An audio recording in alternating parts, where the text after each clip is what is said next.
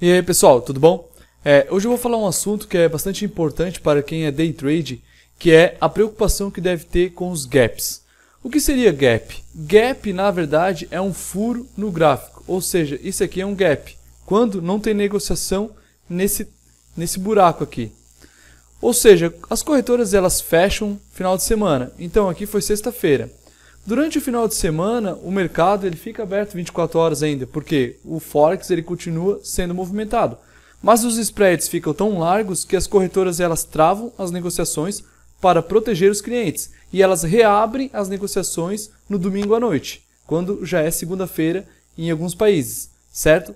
Ou seja, não é que não teve negociação, teve, mas isso aí pertence aos bancos daí. Ou seja, as corretoras elas se privam desse negócio.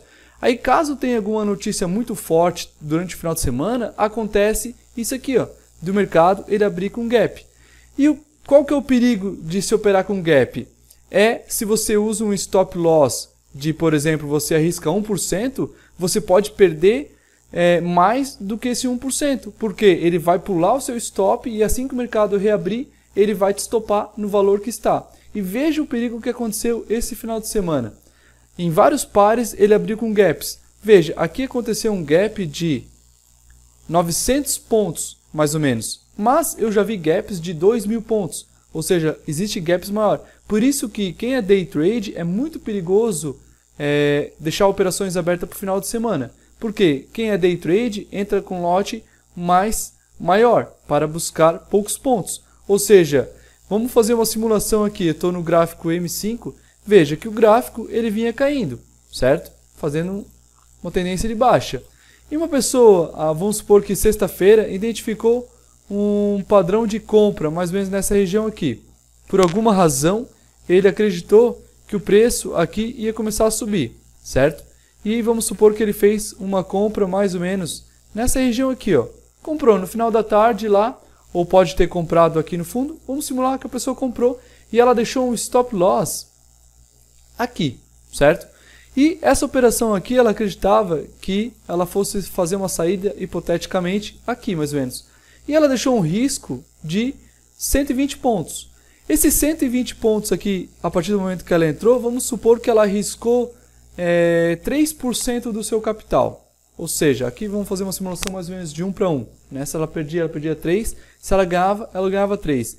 Então, nesse caso, o que aconteceu? Como o mercado fechou e no domingo o mercado abriu aqui embaixo, ou seja, em vez da pessoa sair com 120 de prejuízo, ela acabou saindo com mais ou menos uns 900 pontos de prejuízo.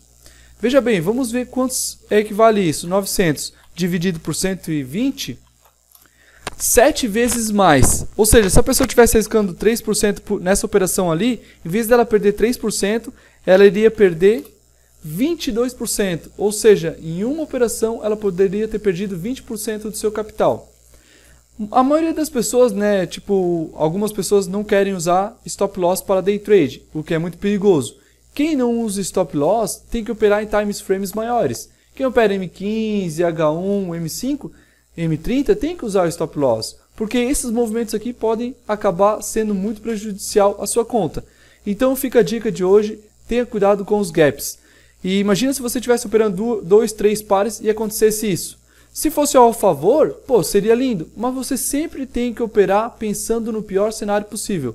Por isso eu nunca deixo operações abertas para o final de semana. Beleza, pessoal? Essa é a dica de hoje. Valeu e bons trades a todos. Falou!